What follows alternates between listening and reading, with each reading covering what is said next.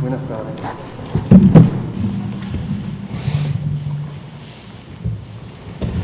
Muy buenas tardes. Son las 19 horas en punto del viernes 21 de agosto de 2020. Estamos en el Palacio Nacional de México, en la Ciudad de México, y vamos a iniciar la conferencia de prensa diaria sobre COVID-19, la pandemia causada por el coronavirus SARS-CoV-2. Hoy vamos a tener dos elementos de nuestra conferencia: el informe técnico que presentaré yo mismo, y posteriormente tenemos una segunda sesión sobre el tema de juventudes y la salud mental. Nos acompaña Guillermo Santiago, quien es el titular del Instituto Mexicano de la Juventud, INJUVE. Muchas gracias, Guillermo, bienvenido. Y nos acompaña también nuestra colega, la doctora Evalinda Barrón, quien ya había venido en la ocasión previa. Ella es parte del equipo de la próxima Comisión Nacional de Salud Mental y Adicciones. Actualmente está en la sección de adicciones en CONADIC, es directora de vinculación institucional. Y también tenemos el privilegio de que nos acompañe el doctor Jean-Marc Gabastú, quien es el asesor regional para emergencias en salud de la Organización Panamericana de la Salud, Organización Mundial de la Salud, para hablar de algunos temas que tienen que ver con las estrategias de desconfinamiento, el uso de pruebas y, en general, el monitoreo de la epidemia. Esto no es un componente técnico específico, pero lo comentaremos en las preguntas y respuestas. Vamos a empezar. Si me pasan la primera. Vamos a ver el informe técnico, lo haremos breve para dar lugar a la sesión interactiva sobre juventudes. Pásenme la primera, por favor. 83 días del proceso de nueva normalidad. Hoy es viernes, pero no vamos a hablar hoy de semáforo. Recuerden que el semáforo se estará presentando públicamente cada 15 días, independientemente de que hacemos la evaluación todas las semanas. La siguiente. Aquí vemos nuestra curva epidémica, ya casi para terminar la semana 34, que es la semana en la que nos encontramos, y vemos lo que hemos estado señalando a lo largo de la semana, que es esta muy buena noticia de la reducción por 3 semanas consecutivas, la 30, 31 y 32, en el número de casos confirmados. Conforme pasa la semana, habrán notado que se reduce la zona amarilla, que es lo que se refiere al número de personas enfermas que estaban esperando el resultado de su prueba diagnóstica.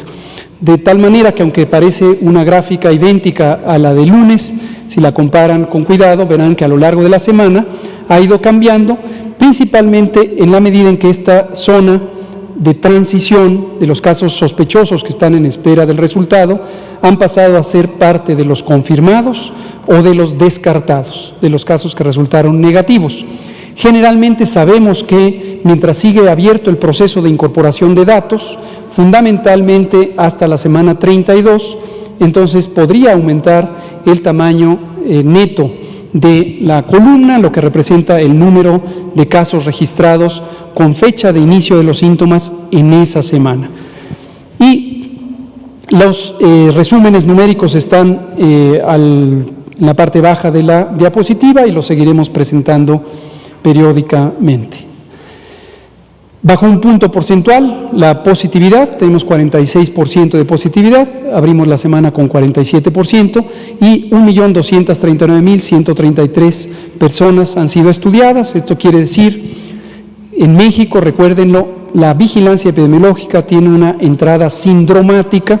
Esto quiere decir, toda persona que tiene síntomas debe ser considerada como un caso sospechoso si es que tiene los síntomas específicos sugerentes de SARS-CoV-2, de infección por SARS-CoV-2, de COVID-19. Por cierto, les comento, a lo largo de esta semana se reunió el Comité Nacional de Vigilancia Epidemiológica, el CONAVE, Comité Nacional de Vigilancia Epidemiológica, y establecimos un cambio en la definición operacional de COVID-19. ¿Cuál es el propósito de este cambio? Aumentar la sensibilidad de la definición. Para quien no esté familiarizado con este concepto, sensibilidad es la probabilidad de detectar correctamente a una persona que tenga la condición de enfermedad. Este es un concepto que proviene de la epidemiología de pruebas diagnósticas, pero se aplica también a las definiciones de caso. Entre más amplias o permisivas, si se quiere, sean las definiciones de caso, más sensibles son. La limitante, desde luego, es que se pierde precisión, conocida también como especificidad, pero en general en los sistemas de vigilancia, cuando interesa aumentar la probabilidad de detectar, que es lo que le interesa al Gobierno de México, conviene ir buscando adaptaciones a las definiciones de caso para no perder la oportunidad de detectar a las personas enfermas, porque la prioridad son las personas. Y esta semana, como les comento, ampliamos la definición e incluimos algunos de los síntomas accesorios que hemos venido comentando, como la pérdida del olfato, la pérdida del gusto, la diarrea, y en la nueva definición no se requiere tener al menos 2 condiciones accesorias, sino basta con tener una. Entonces la definición es fiebre, tos, dolor de garganta, dolor de cabeza, y solo basta una de los síntomas accesorios para considerar a un caso sospechoso de COVID-19. ¿Cuál va a ser la consecuencia neta de esto? En la oportunidad de atención, que detectemos a más personas que pudieran tener COVID. Recuerden que la atención médica de las personas enfermas no depende de la confirmación diagnóstica, no depende de ello. Si dependiera de ello, retardaríamos la atención. Una persona que se sospecha tiene COVID debe tratarse como quien tiene COVID.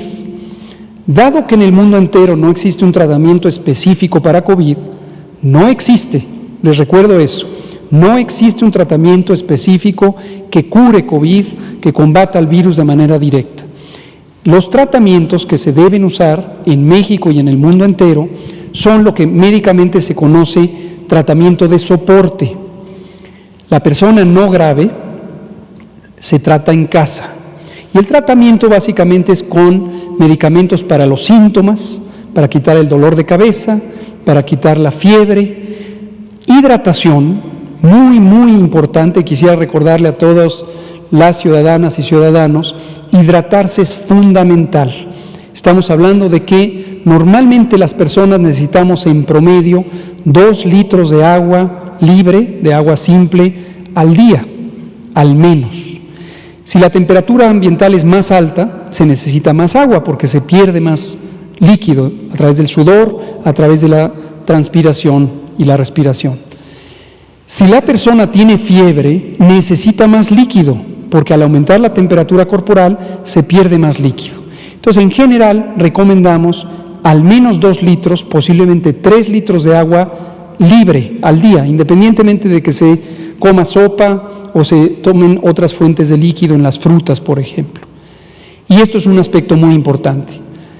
Y ese es el tratamiento o el manejo médico de la persona enferma de COVID cuando no tiene síntomas graves. Si en la valoración médica se identifica que tiene síntomas de gravedad, por ejemplo, dificultad respiratoria, no puede respirar, la persona siente que no puede respirar, por ejemplo, dolor de pecho, dolor, sensación de opresión en el tórax, o por ejemplo, que tenga la respiración acelerada, esto médicamente se llama taquipnea, la respiración acelerada, o que la persona esté somnolienta o pálida.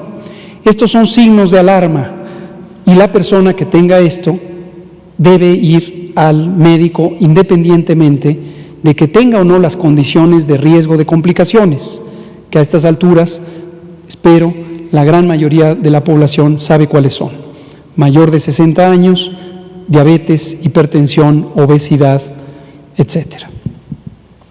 Si la persona tiene este tipo de signos, o bien se encuentra una alteración radiológica, por ejemplo, las imágenes de una tomografía del tórax, que sugiere una inflamación pulmonar importante, o la persona no está oxigenando y a través del monitoreo de la oximetría, de la oxigenación arterial, se encuentra que la saturación de oxígeno en la sangre arterial es menor a 90, la persona debe ser hospitalizada, no necesariamente intubada, y hay una ventana de oportunidad en promedio de 3 a 4 días para que a través de la oxigenación no invasiva la persona pueda recuperar su salud.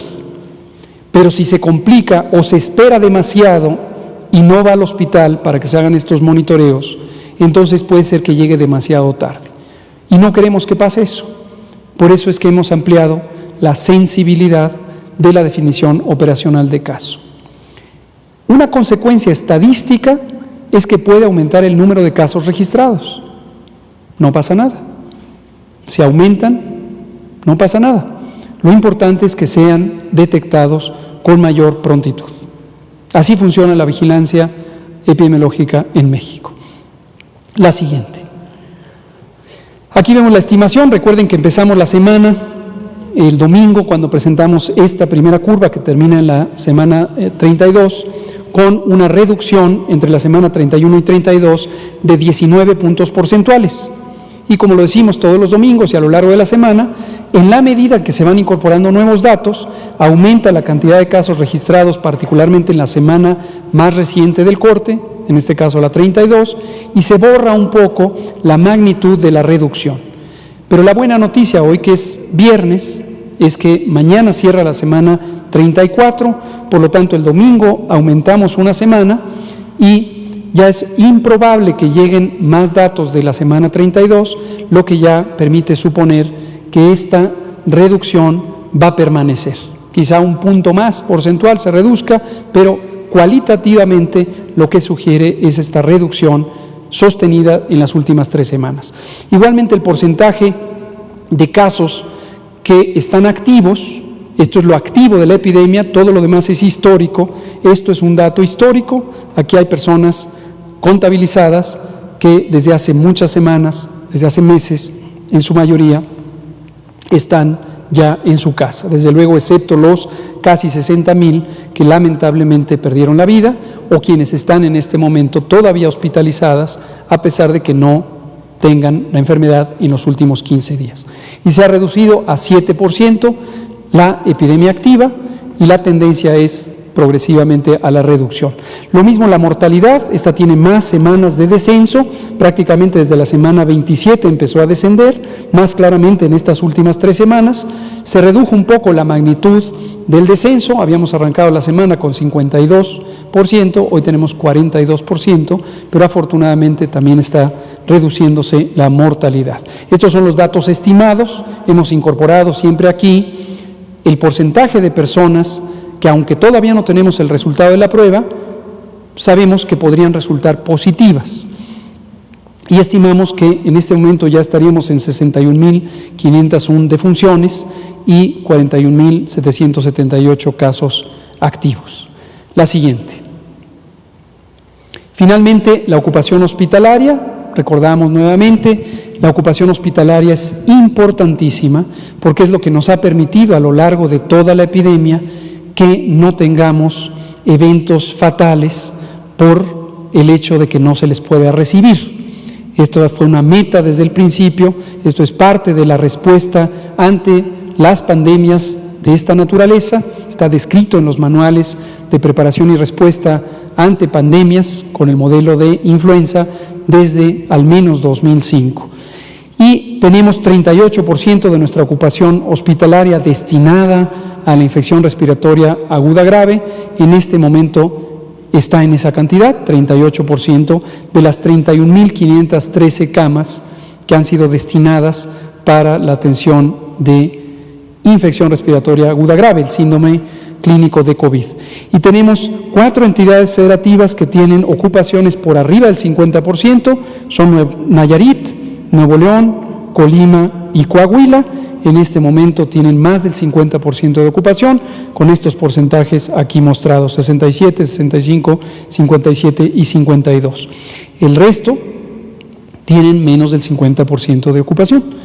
Y finalmente, en las camas de terapia intensiva o sus análogos, en la siguiente diapositiva, podemos ver que tenemos una ocupación promedio nacional de 32%, solo la tercera parte está en este momento ocupada, y si lo vemos entidad federativa por entidad, tenemos que 2 entidades federativas, Colima y Nuevo León, mismas que tenían ocupaciones mayores de 50% en las camas generales, lo tienen para las camas o bien de terapia intensiva o análogas de la terapia intensiva. Algunas entidades federativas destacan como Campeche, que ya está en semáforo amarillo, porque precisamente tienen mínimas ocupaciones hospitalarias. Este es el informe técnico, vamos a pasar a la parte temática. Adelante, estimado Guillermo.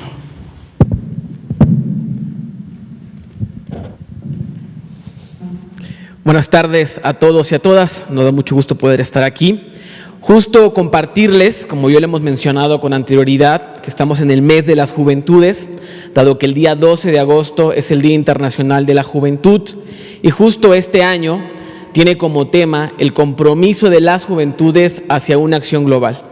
El objetivo principal es el reconocimiento de las acciones que las y los jóvenes están realizando a nivel local, a nivel regional, a nivel nacional y a nivel global, con la finalidad de mejorar los procesos institucionales y los mecanismos de participación e incidencia. Este es un año bastante importante porque, como todos saben, tenemos grandes retos por delante, pero también sabemos firmemente que las personas jóvenes tenemos una responsabilidad histórica para transformar nuestra realidad. A continuación, siguiente por favor, les presentaremos un pequeño panorama de cómo están las juventudes hoy en México. Hoy somos 37.5 millones de jóvenes, 21 millones de jóvenes mujeres, 8 millones de jóvenes indígenas, que este sector especialmente fue olvidado históricamente, fue invisibilizado, y ahora el gobierno de México está poniendo atención en todas las juventudes, pero principalmente en las juventudes que, como mencionaba, habían sido olvidadas. Vemos que hay más de 400,000 jóvenes afromexicanos, 3.7 millones de jóvenes que son jefes o jefas de familia, 13 millones de jóvenes adolescentes, entendiendo adolescentes de 12 a 17 años, 14 millones de jóvenes rurales. Siguiente, por favor. Y aquí algo importante. Una vez teniendo el panorama de la diversidad tan grande que tenemos las personas jóvenes y haciendo este reconocimiento tan importante para visibilizar las causas y las luchas de las juventudes feministas, las juventudes de la diversidad sexual, las juventudes indígenas, hay una herramienta muy importante para que desde el gobierno de México y los 3 niveles de gobierno se pueda atender con políticas públicas eficientes a las personas jóvenes, que es la perspectiva de juventudes. ¿Qué entendemos por perspectiva de juventudes? Bueno, es la visión práctica y metodológica que nos ayuda a identificar prácticas sociales y mecanismos jurídicos que reconozcan a las personas jóvenes como sujetos de derecho con capacidad de agencia. Es una herramienta que nos ayuda a cerrar las brechas de desigualdad entre las personas de distintos grupos de edad, a terminar con prejuicios y a reconocer derechos. Para ello, el Instituto Mexicano de la Juventud se ha puesto a la tarea de 4 principales acciones. La primera, la formación y capacitación. Estamos en una tarea permanente de sensibilización de tomadores de decisiones y servidores públicos respecto a la importancia que se tiene para atender a las personas jóvenes. Estamos en el EMPA, la Secretaría Nacional de Prevención de Adicciones, Secretaría de Seguridad Pública, Secretaría de Salud, etcétera. También importante la generación de conocimientos a través de revistas como Contexto Joven, Jóvenes, con la finalidad de generar espacios de articulación de información para las personas jóvenes. algo muy importante, la transversalidad de esta perspectiva que necesitamos que esté presente en cada acción de la Administración Pública Federal y de cada acción de los gobiernos estatales y municipales a través del Programa Nacional de la Juventud y del Sistema de Monitoreo y Evaluación de Juventud. Y desde luego con el protagonismo joven, con programas como Jóvenes por la Transformación, Brigadas Comunitarias de Norte a Sur, que busca generar incidencia en la transformación de la realidad desde la comunidad, desde el barrio, desde la colonia, entendiendo que las personas jóvenes somos agentes de cambio y parte indispensable de cualquier transformación. Siguiente, por favor. Bien, ahora compartirles de manera breve pero muy importante qué acciones estamos haciendo en este momento debido a la contingencia.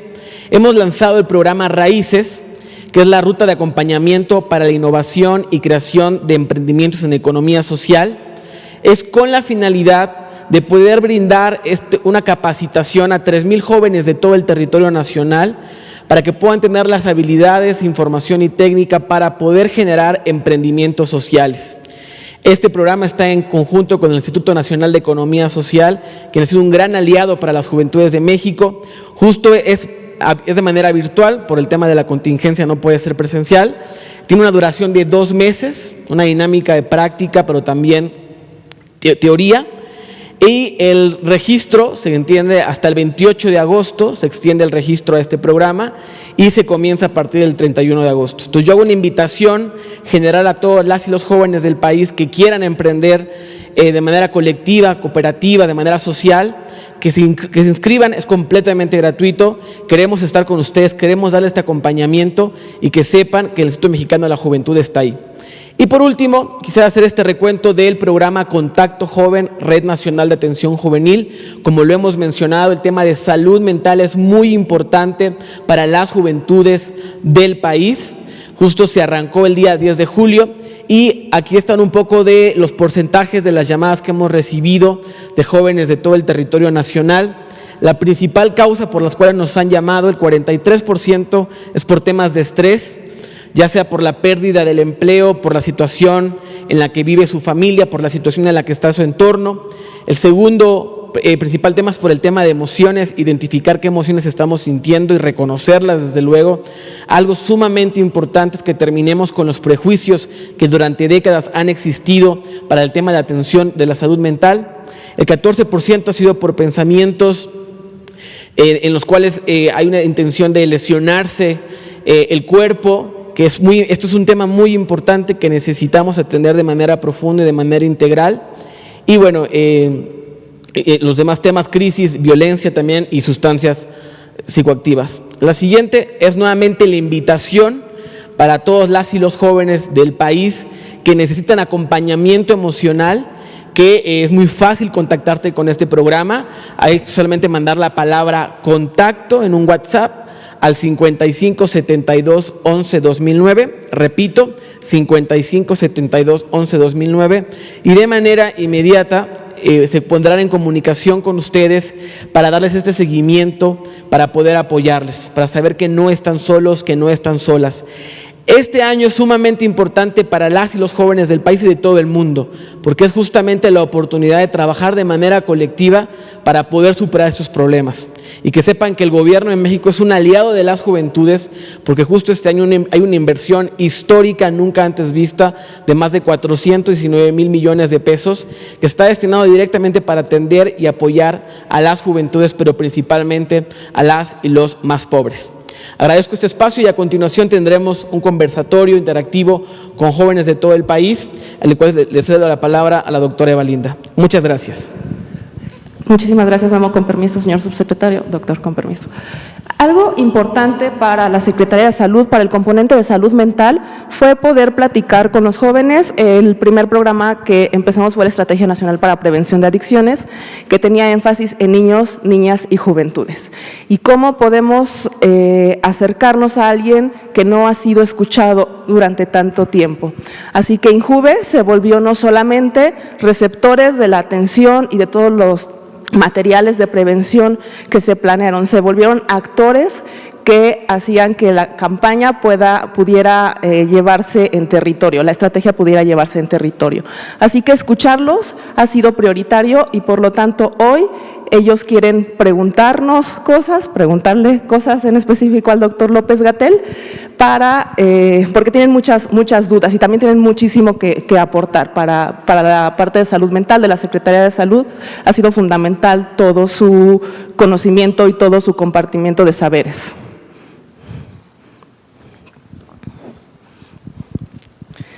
Bueno, pues bienvenidos todos. Voy a ir cediendo la palabra. Recuerden que tenemos 2 minutos por pregunta. Bueno, primero, Reina Pinto, que ha trabajado en programas de prevención de delito y violencia. Si nos quieres compartir tu pregunta para el doctor López-Gatell. Hola, muy buenas tardes.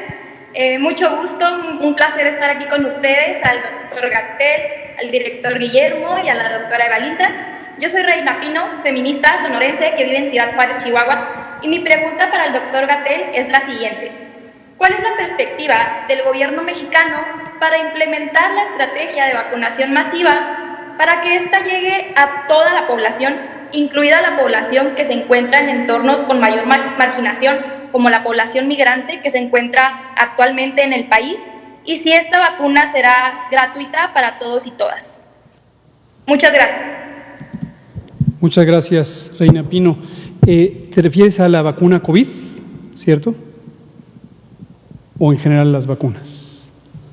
Vacuna por COVID-19. Justamente aprovecho para comentar, esta mañana tuvimos una muy productiva reunión con el doctor Alcocer y el canciller Marcelo Ebrard, la subsecretaria Marta Delgado y yo mismo, una reunión muy productiva en la que pudimos retomar panorámicamente sobre los planes que tiene el gobierno mexicano para ubicar de manera anticipada dónde puede haber la oportunidad de adquirir la vacuna en el mundo a través de distintos esquemas de cooperación. Algunos son multipaís, otros son directamente negociaciones bilaterales. Y aprovecho para expresar mi regocijo por esa reunión y agradecer al canciller Ebrard y a la subsecretaria Marta Delgado por el excelente trabajo que han estado haciendo en esa exploración sistemática, que ahora la relacionamos justamente con la pregunta que amablemente nos hace Reina Pino.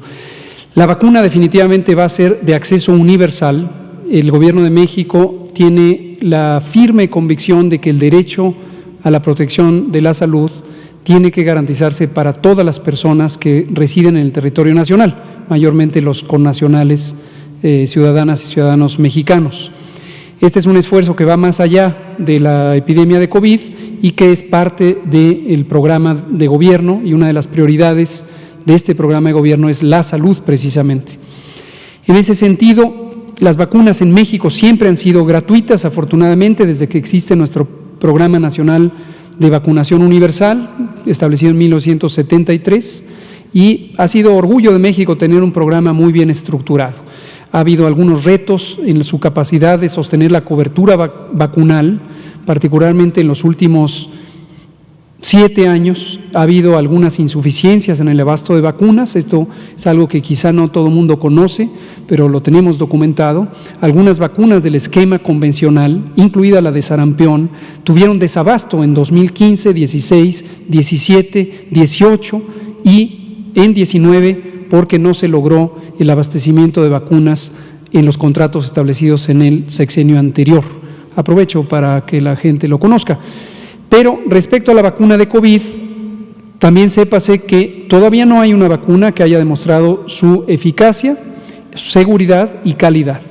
Pero los esfuerzos son buscar ya cuáles podrían ser las vacunas candidato más factibles de lograrlo, para que en cuanto esto sea posible la tengamos. No hay una limitación de dinero. El presidente López Obrador ha dejado muy claro que lo que tenga que invertirse en estas vacunas se hará. Desde luego, entre más justos sean los precios y menos sean resultado de especulación comercial, pues mejor. Y por eso buscamos, a través de la Cancillería, estos mecanismos de exploración tan amplios. Ahora, concretamente sobre las poblaciones de difícil acceso, gracias por la pregunta. Esto es un reto siempre de los programas de salud, incluyendo la vacunación, no solamente la vacuna COVID, sino las demás vacunas, y se requieren esfuerzos adicionales para activamente salir de las unidades de salud y a través de personal de campo, que lo tenemos, es el personal de la salud pública que está en las entidades federativas y que depende de las secretarías de salud estatales, pero programáticamente lo coordinamos desde la Subsecretaría de Prevención y Promoción de la Salud, buscar que se llegue a donde las personas tengan que estar. Desde luego la vacunación es voluntaria, eso debe quedar también claro, no se le puede imponer a nadie el vacunarse, muy importante y cuidado con eso, no se puede forzar a nadie, pero sí se le puede tratar de persuadir de que pudiera ser benéfico para su salud y para la salud de todas y todos. Muchas gracias, Reina, por la pregunta. Muchísimas gracias, doctor. Un programa que fue solicitado, gestado en esta necesidad de ayudar de la juventud fue Contacto Joven. Y Javier Pacheco nos va a contar un poco de su experiencia sobre el trabajo que ha tenido en este programa. Hola, doctor López-Gatell, director Guillermo Santiago, compañeras y compañeros, es un honor coincidir con ustedes. Soy Javier Pacheco, yucateco y habitante de la Ciudad de México. Actualmente colaboro en Contacto Joven, una red nacional de atención juvenil que tiene como objetivo contribuir a mejorar la calidad de vida de adolescentes y jóvenes durante la emergencia sanitaria de la COVID-19. En este momento tengo la oportunidad de realizar mi servicio social en este programa, en la modalidad de acompañamiento emocional, para lo cual fui capacitado y he sido acompañado muy de cerca por el INJUVE, UNICEF y el Departamento de Psiquiatría y Salud Mental de la Facultad de Medicina de la UNAM. En mi caso particular, a la fecha he atendido un total de 10 casos, de los cuales el 80% han sido mujeres, en un rango de edad de los 14 a los 29 años, entre las cuales los principales motivos de atención han sido enfrentar dificultades emocionales, situaciones de crisis y estrés. La mayoría de los casos están relacionados directamente con la pandemia, pero muchos otros tienen que ver con asuntos personales y de otra índole. En mi experiencia he notado que las personas que nos escriben cuentan con muchos conocimientos, actitudes y habilidades previas que, sumado a nuestro apoyo en Contacto Joven, podemos aprovechar para enfrentar los problemas de la mejor manera, promover la salud mental y finalmente alcanzar nuestras metas. Yo estoy muy entusiasmado con este proyecto y a nombre de mis compañeras y compañeros les invito a ponerse en contacto con nosotros. Solo tienen que mandar un mensaje de WhatsApp con la palabra contacto al número 55 72 11 2009. Gracias. Gracias, Javier. Muchas gracias. A continuación, Itali Miguel Reyes nos dirá cuál es su pregunta para el doctor López-Gatell. Saita, López-Gatell, Ñacita, Guillermo. Buenas tardes, doctor Gatell y director Guillermo. Les saludo en la lengua chinanteca desde el estado de Oaxaca. Yo soy Itali Miguel Reyes, fungí como responsable de brigada de las brigadas comunitarias del INJUVE. Doctor, mi pregunta es, ante la posibilidad de futuros sucesos epidemiológicos o de emergencia nacional, ¿existe o han considerado crear una estrategia y presupuesto de respuesta frente a estas circunstancias, abarcando el área económica, fortaleciendo la investigación y el sistema de salud, para no estar al arbitrio de los imprevistos desde la administración del Estado mexicano? Gracias. Muchas gracias, Itali. Creo que esta pregunta es muy útil para, uno, tener la conciencia colectiva, social, de que estos riesgos a la salud son fenómenos naturales. No podemos escaparnos de ellos, la humanidad entera tiene este tipo de fenómenos periódicamente. Concretamente, la epidemia de COVID-19, en términos de su magnitud, de su extensión, podría compararse con una epidemia de hace 100 años, la pandemia de influenza 1918-1919, pero desde hace un siglo, a lo largo del siglo, y aproximadamente cada 10 o 15 años, ocurren pandemias. La más reciente fue la de influenza 2009, pero estos fenómenos se van a seguir repitiendo. Además tenemos otro tipo de fenómenos, como los fenómenos naturales, huracanes, terremotos, inundaciones, incendios también hasta cierto punto, sequía, tornados y en general trastornos del ambiente natural que pueden ser catastróficos. También tenemos la posibilidad de que existan, por ejemplo, desastres industriales, y esto puede implicar graves riesgos para la salud. Entonces, sí se requiere, y esto es algo que se construye a lo largo del tiempo, tener una capacidad institucional y del Estado mexicano. Cada vez que decimos el Estado es no solo el gobierno, sino la población, la capacidad de gobierno de esa población en los límites del territorio. Sí se requiere desarrollar capacidades, planes de contingencia, planes de continuidad de operaciones. En salud, no teníamos en la Secretaría de Salud una unidad técnica suficientemente especializada en el campo de las emergencias. Desde 1965 existe un programa de emergencias epidemiológicas y desastres, pero que se ha quedado ya muy limitado respecto a la complejidad y magnitud de los retos. Entonces, cuando empezó este gobierno, esto antes de COVID, por supuesto, ya teníamos un plan que está en curso de desarrollo de establecer el Centro Nacional de Emergencias en Salud. El doctor José Luis Salomía, actual director de epidemiología, es el líder del proyecto y estamos configurando este centro como un centro que se incorporará al Sistema Nacional de Protección Civil y al al Comité Nacional de Emergencias, de modo que podamos articular los elementos técnicos especializados de salud en el manejo de emergencias a la capacidad de manejo de emergencias en general. Y ojalá que esto pueda tener rendimientos útiles en un plazo corto para estar preparados ante otros fenómenos como este, pero en este caso posiblemente incluirá la respuesta a COVID a lo largo de los años que muy probablemente esta epidemia estará todavía presente en el mundo. Muchas gracias. Muchas gracias, doctor. Gracias, Itali. A continuación, un colega, Israel Orduña, le hará una pregunta al doctor López-Gatell. Hola, doctor. Pues mi nombre es Israel, soy del estado de Morelos y mi intervención es la siguiente. En el país hay lugares donde la enfermedad es representada de una forma distinta. Por ejemplo, en los pueblos originarios, y cada región tiene sus barreras y percepciones en torno a la salud mental. Es decir, hay estigmas y hay discriminación en torno a los trastornos mentales. Es un tema muy complejo. Y además, los servicios de salud, a mi parecer, no son sensibles ni suficientes para atender la problemática. Y considero que es muy importante incrementar el financiamiento e inversión en salud mental. Entonces, mi pregunta es la siguiente. ¿Qué decisiones económicas desde el gobierno, basadas en criterios médicos, han materializado para atender la salud mental en México, tomando en consideración todas las particularidades de cada región? Gracias. Muchas gracias, Israel. El reto es enorme porque en México tenemos desde hace muchas décadas una limitada ampliación del Sistema Nacional de Salud en todos los campos, desde la medicina general, la salud pública, la enfermería, pero con mayor razón la medicina especializada.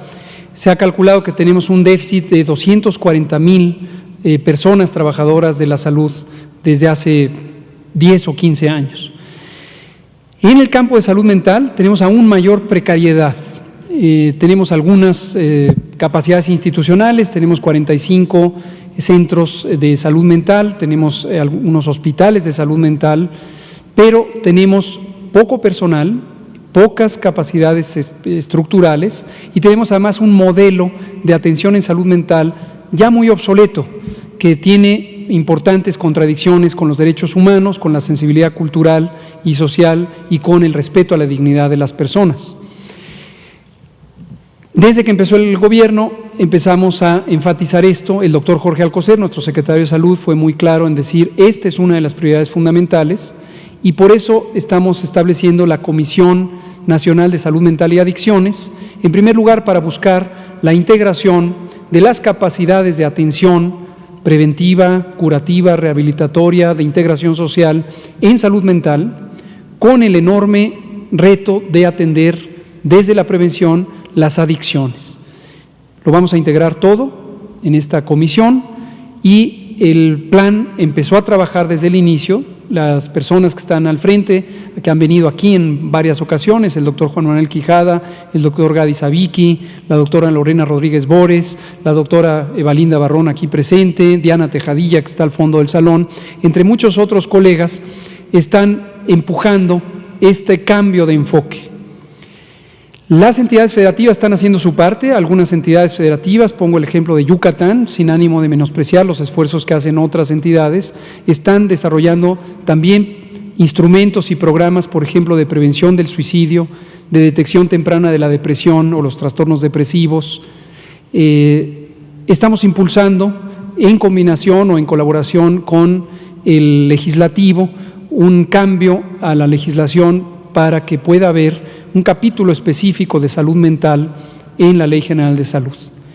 Es un reto grande y no hay que tener falsas expectativas de que la solución va a ser inmediata, pero si no emprendemos el camino desde ahorita, nunca va a llegar a esa solución.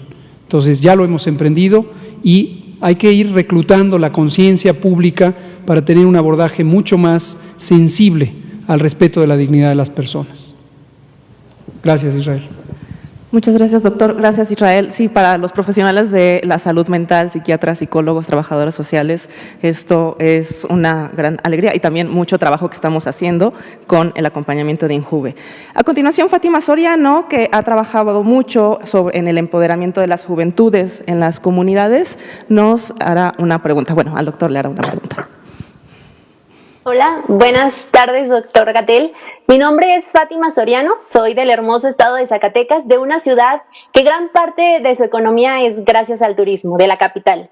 Sabemos que estamos viviendo ya en una nueva normalidad, como ya se ha mencionado desde antes, y los jóvenes poco a poco vamos entrando en ella, pero muchos lo hemos querido hacer como antes, ya que desde varios meses atrás pues queremos salir, convivir con los amigos, viajar, hacer fiestas de reencuentros, muchas cosas que queremos hacer.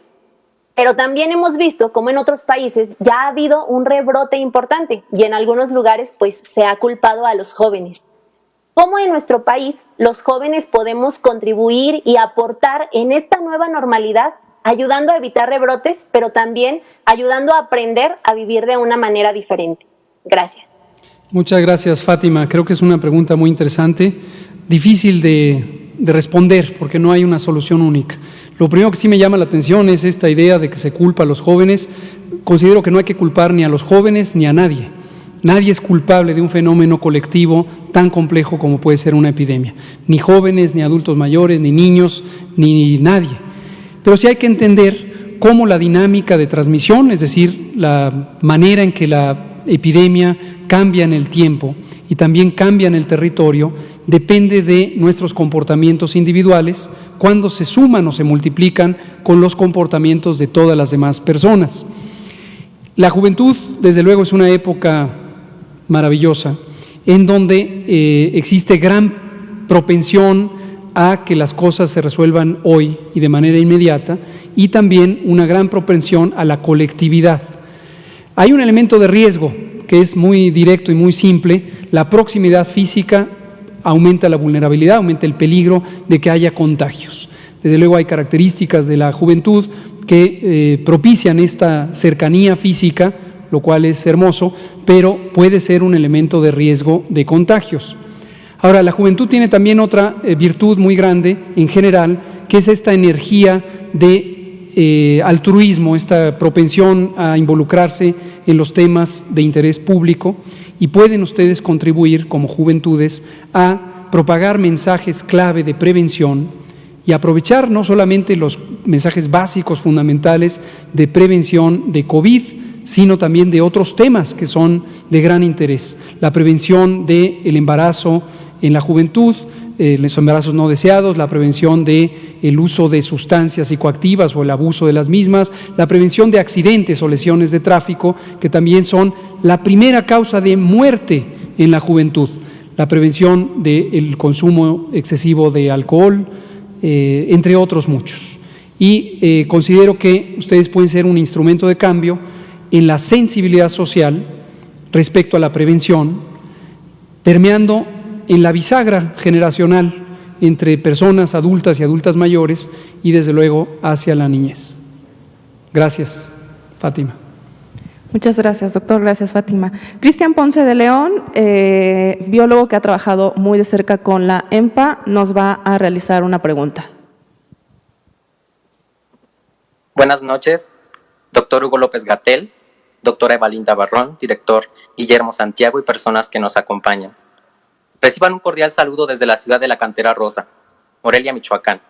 Mi nombre es Cristian Ponce de León, tengo 23 años y el día de hoy tengo una pregunta para usted. ¿Cuáles son las estrategias de respuesta de México para hacer frente, controlar y prevenir las enfermedades infecciosas emergentes y reemergentes provocadas por vectores como la fauna silvestre, lo cual representa en la actualidad y para las generaciones futuras una preocupación? Muchas gracias. Efectivamente, las enfermedades transmitidas, las enfermedades emergentes, incluido COVID-19, por cierto, 75%, 3/4 partes de ellos, se estima que surgen de la vida silvestre. Y esto es porque las enfermedades infecciosas o los agentes infecciosos que viven normalmente en los ecosistemas silvestres, cuando los ecosistemas se perturban porque crece la mancha urbana, invade los territorios, o por la injusticia social que expulsa de los centros urbanos a la población, empieza a erosionar esa presión demográfica los sistemas silvestres. Y eso facilita, no necesariamente que sea la causa inmediata en cada localidad, pero facilita este salto interespecie de las enfermedades infecciosas o de los agentes infecciosos provenientes de la vida silvestre. Hay desde luego enfermedades que no son emergentes, sino son endémicas. El dengue, ahora ya el chikungunya, el zika, las riquecias, la leishmaniasis, la enfermedad de Chagas, hay muchísimas. Y durante muchos años se ha logrado disminuir la ocupación territorial de algunas, pero todavía tenemos rezagos importantes. No hay una estrategia única para cada uno de estas enfermedades, mucho depende de las características de cada una, pero en general lo que vamos a estar haciendo durante los siguientes años es vincular a las comunidades a la solución de los propios problemas. Por ejemplo, dengue es una enfermedad que se transmite por mosquitos y donde hay criaderos de mosquitos es porque hay basura, residuos y en general se proporciona a los mosquitos la posibilidad de reproducirse y de transportar el dengue.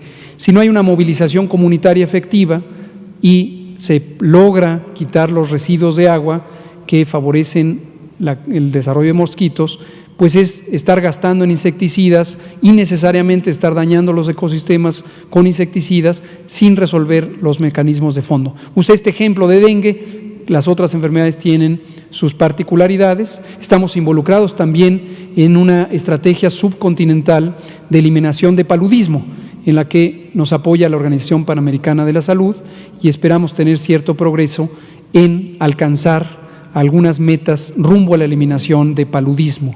De eso ya hablaremos algún día en detalle. Gracias, Cristian. Muchas gracias, Cristian. Muchas gracias, doctor. Trabajando en INJUVE, organizando colectivos de jóvenes para hacer donaciones a casas hogar, Fátima Palomino nos acompaña hoy y quiere realizar una pregunta.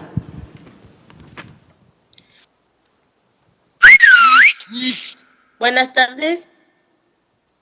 Hola, Fátima, buenas tardes. Buenas tardes, doctor Hugo López-Gatell. Buenas tardes al director Santiago. Y mi pregunta es la siguiente. Debido al confinamiento, muchas personas con discapacidad tuvieron que cambiar su vida cotidiana. Entonces, con el confinamiento hay muchas cosas que ellos no pueden hacer por sí solos. Mi pregunta es, ¿qué recomendaciones tendría para los jóvenes con discapacidad, tanto como para los cuidadores, para que vivan sin un riesgo alguno? Muchas gracias, Fátima. Sí, este es un asunto que lamentablemente se desplazó, efectivamente, irremediablemente tuvimos que reducir la operación, en algunos casos cancelar temporalmente algunas de las actividades de asistencia a las personas con discapacidad por su propia protección.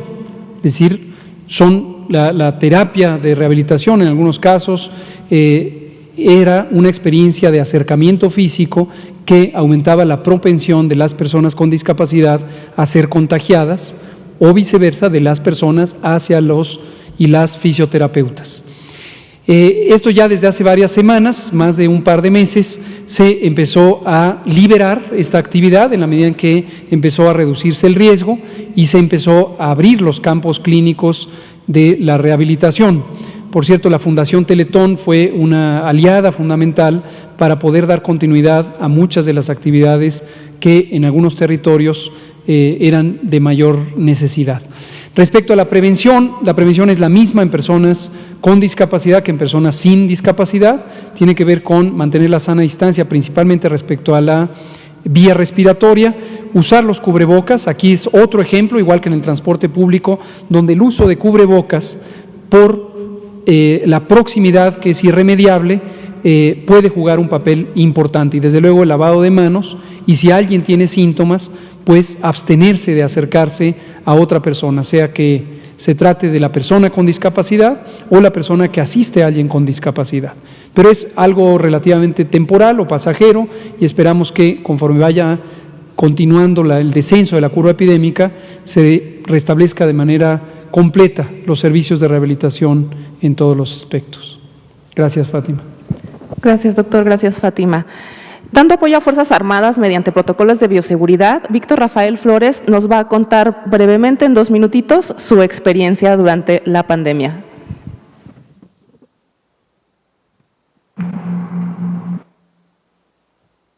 Buenas tardes, doctor Gatell. Mi nombre es Víctor Rafael, tengo 27 años, los saludos del municipio de La Paz, Baja California Sur.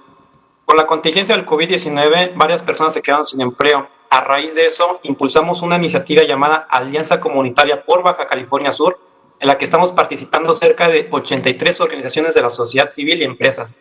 Entre ellas, participamos las y los jóvenes del programa Brigadas Comunitarias de Norte a Sur del Instituto Mexicano de la Juventud. Destinamos apoyos alimenticios e insumos médicos a todas las familias del Estado con alto grado de marginación en respuesta a la crisis económica y social por la presencia del COVID-19 en nuestro Estado. Hasta la fecha, hemos apoyado a más de 152,000 familias en Baja California Sur, y un factor importante para llegar a este logro ha sido que hemos fomentado la participación e involucramiento de muchas y muchos jóvenes a través de nuestras redes de voluntariado, cuyo único objetivo ha sido donar parte de su tiempo para ayudar a sus comunidades como agentes de cambio y de transformación. La mayoría de los jóvenes que participan con nosotros son estudiantes, recién egresados, profesionistas e incluso amas de casa que de lunes a viernes salen a diferentes colonias caminando calle por calle, casa por casa, llevando esta ayuda humanitaria gracias al acompañamiento de las Fuerzas Armadas como la Guardia Nacional, la Secretaría de Marina y la Sedena. Como usted sabrá, doctor López Gatell, algo que nos caracteriza a los estados del norte es que en estas temporadas hace mucho calor. Aún así, las chavas y los chavos siempre están comprometidos con este tipo de causas sociales, sin importar caminar bajo un sol a 38 o 43 grados centígrados. Todo eso lo hacemos bajo protocolos de bioseguridad en el que podemos protegernos a nosotros y proteger a los que ayudamos, siempre atendiendo la sana distancia, el uso de cubrebocas y guantes, haciendo el lavado de manos y visitando casa por casa para evitar aglomeraciones en lugares públicos. Así apoyamos la campaña Quédate en casa.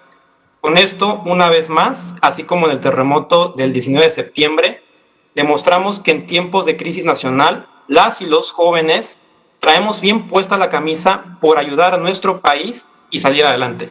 Doctor Gatell, director Guillermo Santiago del INJUVE, muchas gracias por compartir este espacio con las juventudes mexicanas. Desde Baja California Sur tienen su humilde casa. Les mando muchos saludos. Muchas gracias. Muchas gracias. Gracias. Muchas gracias, Víctor. Rosenberg Gutiérrez, promotor y fundador del proyecto Observatorio Juvenil Indígena Chol Maya, nos va a realizar una pregunta. Hola, ¿qué tal todos? Saludos a Tabasco, saludos doctor Gatell, saludos compañero director Guillermo. Yo voy a contextualizar más sobre los pueblos indígenas. Soy del estado de Tabasco, soy de la etnia Chol, del municipio de Tacotalpa, de la comunidad de Cubiac, y bajo mi experiencia propia he visto que por una cuestión de humanismo y de comunidad, los médicos tradicionales son las primeras barreras que están enfrentando el COVID ante un desconocimiento propio de la enfermedad por sus complejidades. Entonces, ante la falta de servicio médico, pues son ellos los que intervienen desde el territorio comunitario. Entonces, mi pregunta va en la cuestión siguiente. ¿Qué se está haciendo o qué políticas públicas de salud han considerado implementar para la protección, la integración y la revalorización en estos tiempos de pandemia sobre los médicos tradicionales y su profesión y en esta práctica ancestral? Porque más que nada también representa un legado cultural para nosotros como comunidad y para las próximas generaciones. Esa sería mi pregunta. Muchas gracias. Sí, sobre las comunidades indígenas, ha sido uno de los elementos de importante preocupación desde el inicio, porque estamos conscientes que a lo largo de décadas, posiblemente muchas décadas, han sido marginadas, desplazadas, rechazadas por su diversidad cultural en México y en muchas partes del mundo. El Instituto Nacional de los Pueblos Indígenas y su titular, Adelfo Regino, hemos tenido una vinculación muy estrecha desde el inicio. Hace unos días me preguntaban sobre, me alertaban de que hay una demanda por omisión, de que no hemos producido materiales en lenguas originales. Esto no es cierto, ya tendremos la ocasión de contestar formalmente la demanda, pero desde el inicio hicimos una traducción en 54 lenguas originales, incluyendo el chol, y hemos buscado el acercamiento a través de múltiples mecanismos de trabajo comunitario. Por cierto que una de las oportunidades que sigue teniendo la posibilidad de ser explotada más ampliamente son las radios comunitarias indígenas que podrían ayudar a replicar los mensajes.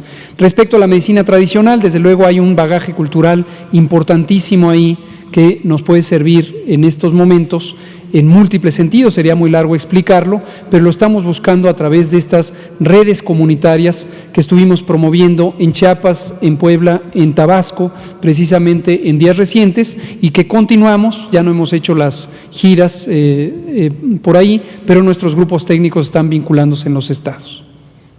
Nos quedan ya muy pocos minutos, pero muchas gracias. Muchísimas gracias. Nos hemos terminado el tiempo. Yo sé que los jóvenes quieren seguir preguntando y nosotros queremos seguir escuchando y aprendiendo de ustedes. Muchas gracias a INJUVE y a todos los que siempre han colaborado con la nueva estrategia de salud mental y de salud en general. Muchas gracias, queridos jóvenes, hombres y mujeres. Nos quedan muy pocos minutos, pero aprovechémoslos. Nos quedan prácticamente 3. Vamos a abrir a preguntas y comentarios y no olvidemos que está el doctor Jean-Marc Gabastú. Ya veo que no está nuestro compañero Alejandro Alemán. Ahí está, véngase Alejandro. Sé que hoy se fue a Ginebra en búsqueda de respuestas y para facilitar la respuesta, además de la que dio el doctor Michael Ryan, en México hay una oficina de la Organización Mundial de la Salud. Entonces fuimos a buscar también nosotros respuestas, y aquí está el doctor Jean-Marc Gabastú para elaborar sobre lo que usted preguntó al doctor Mike Ryan, que lo resumo en ánimo de tiempo. Agradecemos a Alejandro Alemán, que preguntó al doctor Michael Ryan sobre si en México se estaban haciendo suficientes pruebas. Esta es una pregunta legítima, absolutamente legítima, que ha surgido a lo largo del tiempo. La respuesta del doctor Ryan, ya vi que en los medios se está modificando con respecto a lo que él dijo, y me gustaría pedirle al doctor Jean-Marc Gabastú, asesor regional de emergencias, si nos puede comentar. No, porque nos quedan muy pocos minutos. Retomo sobre lo que usted preguntó, que es de conocimiento público, y le pido al doctor Gabastú si nos lo puede comentar. Con su permiso, señor subsecretario, y Alejandro, su pregunta, de hecho, recurrente, escuché la entrevista hoy del doctor Mike Ryan y de mi colega Marie Van Kerkhove, está totalmente justificada y hay una respuesta. La cuestión no es de saber si se están haciendo suficientes pruebas, sino si se lo está haciendo bien. Este país, a través de su joya tecnológica y centro colaborador, el INDRE, Laboratorio Nacional, fue el primero en reaccionar a implementar la técnica molecular de diagnóstico, la única validada para establecer un diagnóstico de certeza y precisión, antes mismo, en enero, que se declarara la emergencia en salud pública de importancia internacional. Fue el primer país de la región en hacerlo. No solo la implementaron en la sede, sino se ha replicado la capacitación y la implementación en 150 laboratorios del país, 32 estados, y de los cuales también 67 laboratorios privados.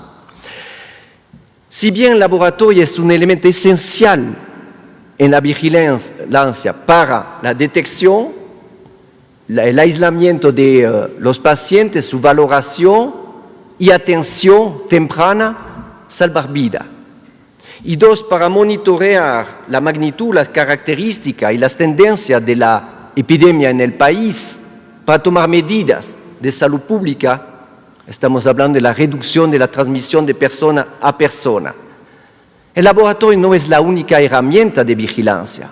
Este país se enorgullece de un robusto sistema de vigilancia, centinela, universal y por evento, para inmediatamente intervenir ante grupos de riesgo, ante sitios de riesgo y tratar de yugular la expansión desde su punto de origen. No es el único. La ocupación hospitalaria, éxito, reconversión y ampliación del sistema. Y últimamente aquí mismo hemos lanzado una nueva herramienta de evaluación del exceso de mortalidad para permitir a través de un sistema de alerta-respuesta intervenir rápidamente en las entidades federativas correspondientes. Este país se ha dotado de un sistema integral de vigilancia y ha optado por un sistema de muestreo inteligente, eficiente, seguro y de calidad. Es más, la Organización Mundial de la Salud está validando unas nuevas pruebas de diagnóstico rápido basado en la detección de antígenos, un poco similar a la molecular, pero ahí detectamos partículas virales que permitan un diagnóstico inmediato al pie del paciente, lo que llamamos por fin y tan esperado el point of care, que permita desde el nivel local, lugares remotos, la orientación y la derivación del paciente a las unidades hospitalarias. Y no dudamos de que este país se va a dotar de la herramienta para apoyar y consolidar la iniciativa de atención primaria de la salud desde un primer nivel de atención, centrada sobre la persona, la familia, nuestras familias y la comunidad. En resumen, estamos ampliando y diversificando la capacidad de respuesta a través de una herramienta de calidad que es el diagnóstico de laboratorio. Y dos, estamos expandiendo a nivel territorial esa capacidad con una cobertura total. Y aquí estamos hablando de las comunidades y la población indígena, que también Mike Ryan mencionó que es una gran preocupación en la región y en este país. Estamos dotando al país de las capacidades para responder. Arriba del 40% no es razonable hablar de desconfinamiento y hablar de que son pruebas suficientes. Ese es el fondo. El alto índice de positividad, de hecho, está bajando con las tendencias que estamos observando actualmente. Con mucha prudencia y cautela tenemos que analizarlas. Es un índice de actividad. Y por lo tanto se tienen que consolidar las medidas que sean de vigilancia, de atención, velar por la continuidad de los servicios, no únicamente COVID, sino las enfermedades asociadas con las comorbilidades, y no bajar la guardia, razón por la cual, y estamos de acuerdo aquí, tenemos que consolidar, fortalecer todas las medidas que se han tomado. No estamos hablando de bajar la guardia, reducir la capacidad, sino al contrario, aumentarla, y ahí sí le damos la razón en aumentar la capacidad diagnóstica para un acceso universal para todos. Ahora, estimado Alejandro, lo veo un poco angustiado con cosas que hemos estado comentando varias veces. Pero, no, como que no dé el micrófono. Adelante, hable con libertad. Denle un micrófono a Alejandro, por favor, que se exprese. Nos regalaron unos minutos más, le agradezco a su ver, propia... doctor, mire, Venga. las pruebas son como las luces de un carro. Eso. ¿Sí? O sea, no son muy importantes, pero dependen del motor, dependen de la batería, dependen del alternador, pero sobre todo dependen de quien conduce. ¿Sí? Ahora, lo que hemos observado es que en las últimas 3 semanas ha bajado el número de pruebas. De la semana 30 a la semana 32, y nada más porque no me da, ahí están las cifras, ha bajado el número de pruebas. ¿Cuál es la razón? Eso es lo que estoy preguntando. Gracias. Qué bueno que lo vuelve a preguntar, estimado Alejandro, porque ya van 3 veces que se pregunta aquí, pero con mucho gusto se lo vuelvo a explicar. Las pruebas en México, y le invito a que revise el sitio coronavirus.gov.mx y busque un documento que se llama Lineamiento de Vigilancia Epidemiológica y Laboratorio, que procede desde febrero, aunque ha habido actualizaciones al contenido técnico de ese documento, la más reciente, la que comenté hace un rato, el aumentar la sensibilidad de la definición de caso. En México, las pruebas se hacen a personas que tienen las características clínicas de un caso sospechoso. Esa es la política de México, lo ha sido desde el inicio, lo hemos comentado múltiples veces. Hay países que tenemos políticas de diagnóstico definidas para COVID. Hay muchos países que no tienen esta definición o bien que tienen otro criterio. Por ejemplo, toda persona que quiera hacerse una prueba, que se acerque a un laboratorio, es el caso de Estados Unidos, por ejemplo, donde la atención médica es mayormente privada. Y ahí es un asunto de el que quiera hacerse la prueba, que se la haga. No necesita ser una prueba necesariamente validada, no necesita ser la mismo tipo de prueba. Por ejemplo, pueden ser pruebas rápidas. Es el caso de Estados Unidos, donde se decidió que se usan pruebas rápidas, a pesar de las limitantes que también hemos comentado aquí. En la medida en que haya menos personas con síntomas, ¿qué va a pasar con las pruebas? Van a bajar. Si hay menos personas con síntomas, hay menos personas que tienen la indicación de hacerse la prueba y bajará el número de pruebas. Lo que desde hace aproximadamente una semana se ha planteado como una inquietud, vamos a pensar que es una inquietud, es que al revés, que se decidió bajar el número de pruebas para bajar el número de casos. No es así, no es así. La política es la misma. Si hay una persona que tiene síntomas, hay que hacerle la prueba, ¿no? En la medida en que hay menos personas con síntomas, hay menos ocupación hospitalaria, afortunadamente hay menos muertes por día, pues hay menos pruebas. Pero no es al revés, como se ha querido plantear.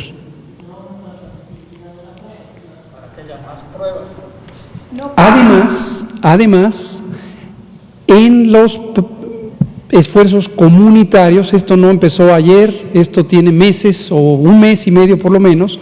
Aquí vino la jefa de gobierno de la Ciudad de México y nos comentó sobre uno de los primeros programas de ampliación comunitaria, no de pruebas.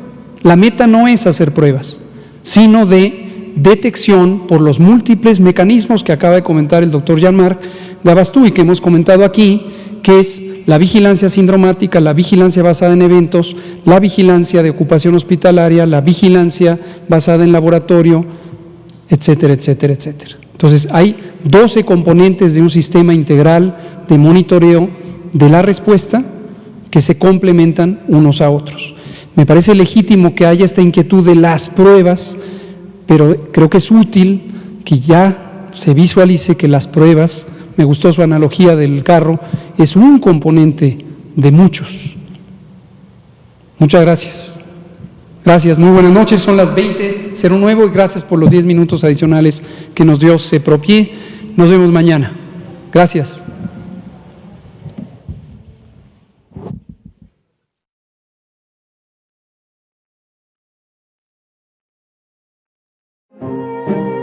Entrega, valor, humanismo, profesionalismo. Por su dedicación y servicio, el personal de salud de la Nación será distinguido con la condecoración Miguel Hidalgo, la más alta presea que concede el Estado mexicano.